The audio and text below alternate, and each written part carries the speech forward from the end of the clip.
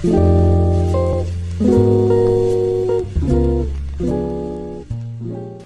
Hello friends, welcome back to സമൂച്ചീസ്.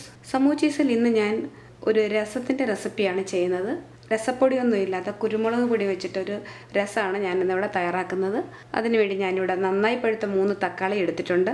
ഒരു 10 അല്ലി വെളുത്തുള്ളി, ഒരു കഷ്ണം ഇഞ്ചി, 4 പച്ചമുളക്, അല്പം മല്ലിയില. ഈ ഇഞ്ചിയും വെളുത്തുള്ളിയൊക്കെ നന്നായിട്ട് ചതച്ചെടുക്കണം. തക്കാളി കട്ട് ചെയ്തെടുക്കണം. അതൊക്കെ എല്ലാം ചതച്ചെടുത്തിട്ട് വരാം.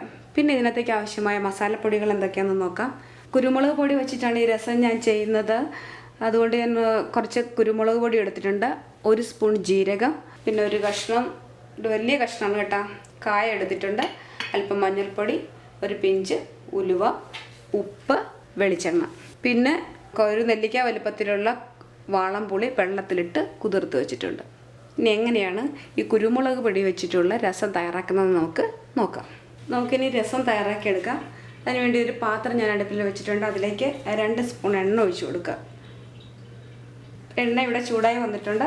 അതിലേക്ക് ഒരു 1/2 ടീസ്പൂൺ കടുക് ഇട്ട് കൊടുക്കുക. കടുക് പൊട്ടി വരുമ്പോൾ അതിലേക്ക് ഒരു പിഞ്ച് ഉലുവ ഇട്ട് കൊടുക്കുക.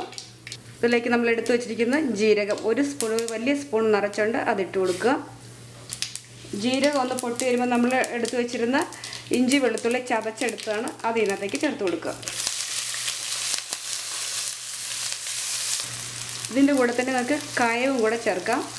കായ ഒന്ന് ചൂടായി കഴിയുമ്പോൾ ഒന്ന് പൊടിച്ചെടുത്താൽ മതി. നന്നായിട്ട് കായം ചേർത്ത് കൊടുക്കണം. അപ്പോഴാണ് ഈ രസത്തിന് നല്ല ടേസ്റ്റ് വരുന്നത്. രസപ്പൊടിയല്ലല്ലോ നമ്മൾ ചേർക്കുന്നത്, കുരുമുളക് പൊടി മാത്രമേ ചേർക്കുന്നുള്ളൂ. അതുകൊണ്ട് കായം നന്നായിട്ട് ചേർത്ത് കൊടുക്കണം. ഇതെല്ലാം ഒന്ന് ഇതിൻ്റെ ഈ വെളുത്തുള്ളിയുടെ ഇഞ്ചിയുടെ ഒക്കെ പച്ച ഒന്ന് മാറി വരട്ടെ കേട്ടോ. കായ ഇങ്ങനെ ഒന്ന് പൊടിച്ചു കൊടുക്കണം. ഇനി ഇതിലേക്ക് പച്ചമുളക് ചേർക്കാം. ഇനി ഇതിലേക്ക് ഒരു ചെറിയ സവോള അരിഞ്ഞത് ചേർക്കാം കേട്ടോ. ഇത് ഞാൻ പറയാൻ വിട്ടുപോയതാണേ.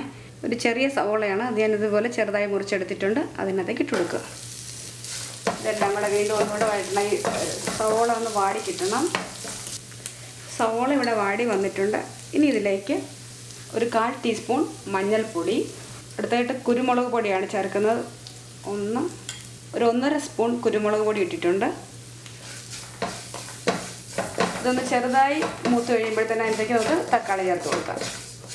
കുരുമുളക് പൊടി ഞാൻ ചെറുതായി മൂത്തിട്ടുണ്ട്. ഇനി ഇതിലേക്ക് നമ്മളെടുത്ത 3 തക്കാളിയാണ് ഇതുപോലെ കട്ട് ചെയ്തെടുത്തിട്ടുണ്ട്. അതിട്ട് ഈ തക്കാളി ഒന്ന് വാടി കഴിയുമ്പോൾ നമുക്ക് ഇതിനകത്തേക്ക് നമ്മൾ എടുത്ത് വെച്ചിരിക്കുന്ന പുളി ഒഴിച്ചു കൊടുക്കാം.